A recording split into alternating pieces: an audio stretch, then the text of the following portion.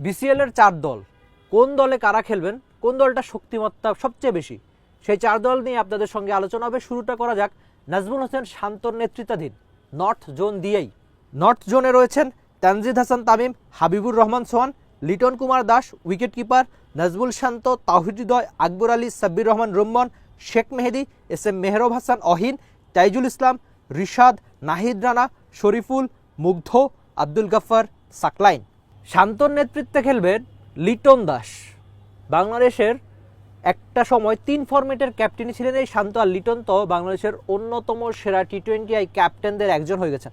তো বিসিএলটা কেন জমজমাট হবে, কেন এবার সবার আগ্রহ থাকবে অনেক বেশি, কেননা বাংলাদেশ সব ঠিক থাকলে এই সময় তো বিশ্বকাপ খেলতো, সেই বিশ্বকাপ না খেলতে পারার আক্ষেপ এখন অনেকটাই অতীত। তবে সেই আক্ষেপটা খানিকটা দূর করতেই এই বিসিএল বা এর আগে আমরা যে দেখেছি বাংলাদেশের অদম্য টি20 কাপ হয়েছে, সেসব একটা পাশে রেখে এই বিসিএলটা যদি আপনি নজরে রাখেন, যেখানে এই যে স্কোয়াডটা নর্থ জোনের বলেছি, which is the world class cable brand Walton Cables নিরাপদ আগামী সংযোগ।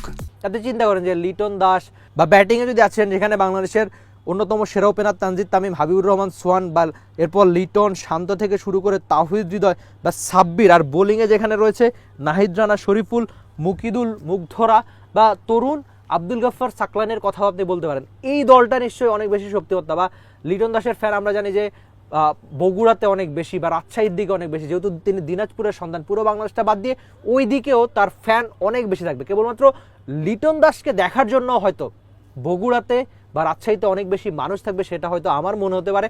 বাকিটা মাঠে বা ম্যাচ দেখতে গেলেই বোঝা যাবে। তবে এই দলটা শক্তিমত্তা কেমন হয়েছে, এই দল নিয়ে আপনার মন্তব্য আপনি টি স্পোর্টসের কমেন্ট সেকশনে জানিয়ে দিতে পারেন। আমার মনে হচ্ছে ব্যক্তিগতভাবে এই দলটা এই টুর্নামেন্টের অন্যতম শক্তিশালী দলগুলোর মধ্যে একটা।